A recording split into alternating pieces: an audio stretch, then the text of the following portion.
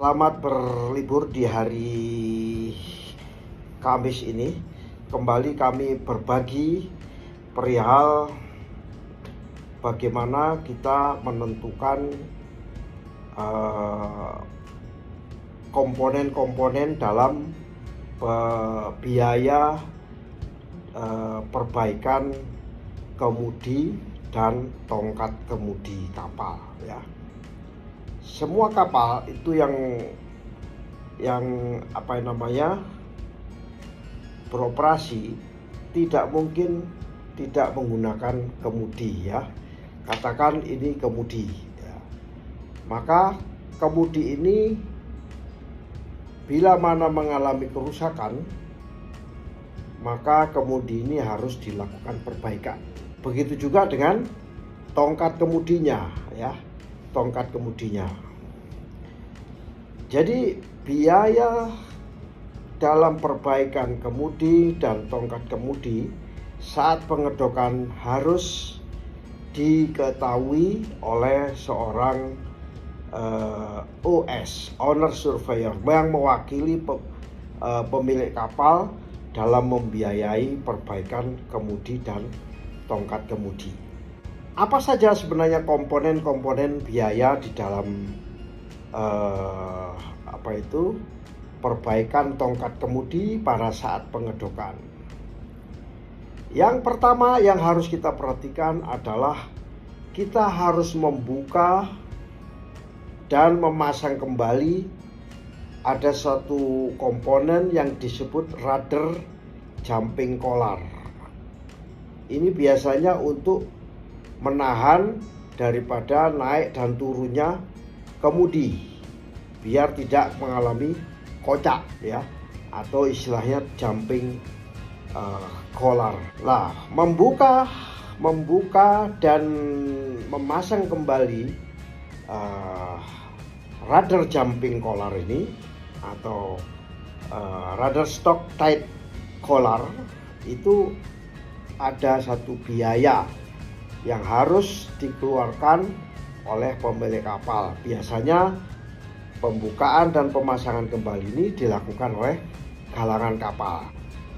Komponen yang kedua yaitu dilaksanakannya pengukuran clearance daripada tongkat kemudi.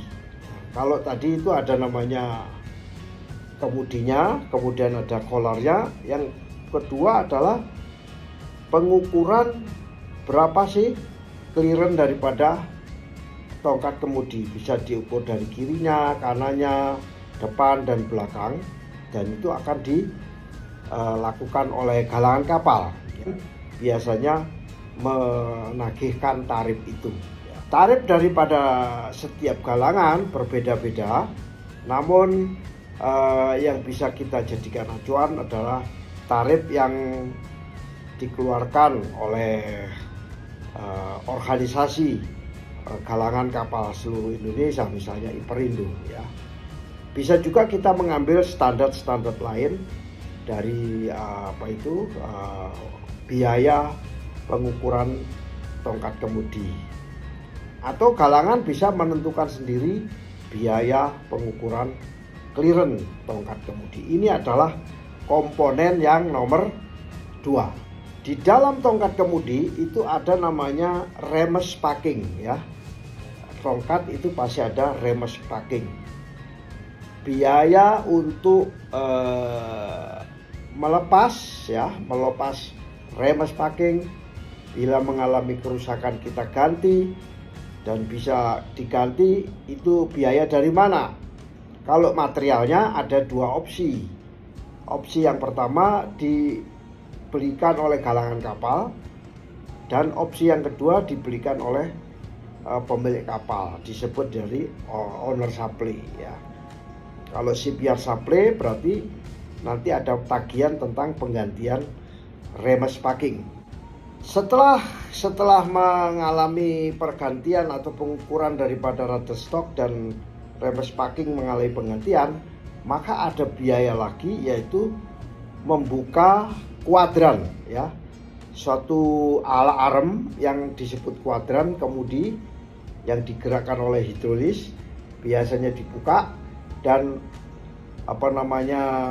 pemasangan dan pembukaan kembali kuadran ini akan ditagihkan oleh galangan kapal. Berikutnya, setelah rudder stock kemudian kuadran sudah dipasang kembali, ada proses pemasangan kembali daun kemudi.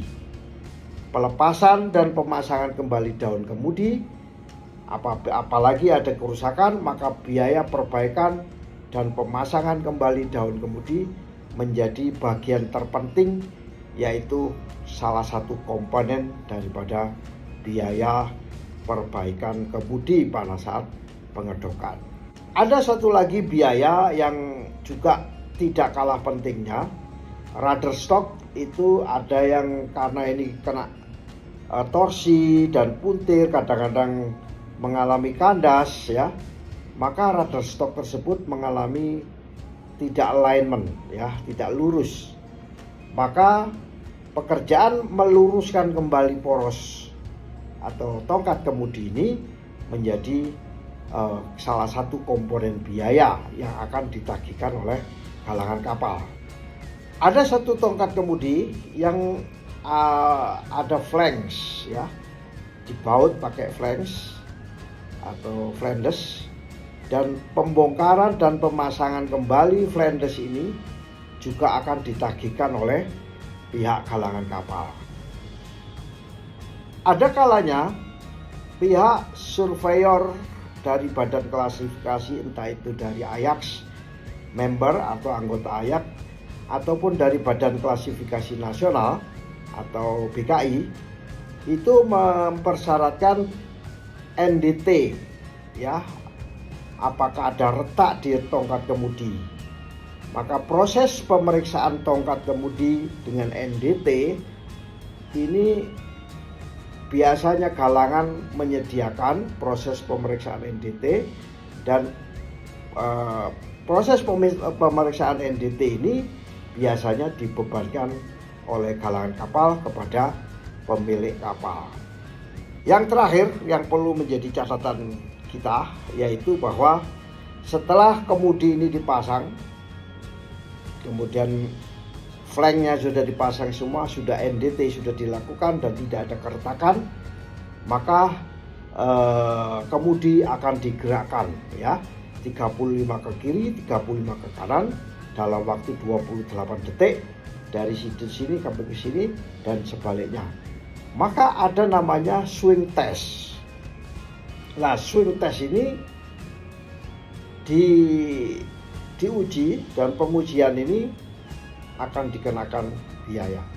Nah, mulai proses pelepasan sampai pemasangan kembali, bila ada satu faktor-faktor kesulitan ya, timbulnya adanya faktor-faktor kesulitan, adanya tongkat kemudi yang dilepas dan dipasang kembali atau perbaikan rudder stock dan kemudinya daun kemudi, maka bila ada kesulitan tersendiri bagi galangan kapal, makanya biasanya galangan kapal menagihkan dalam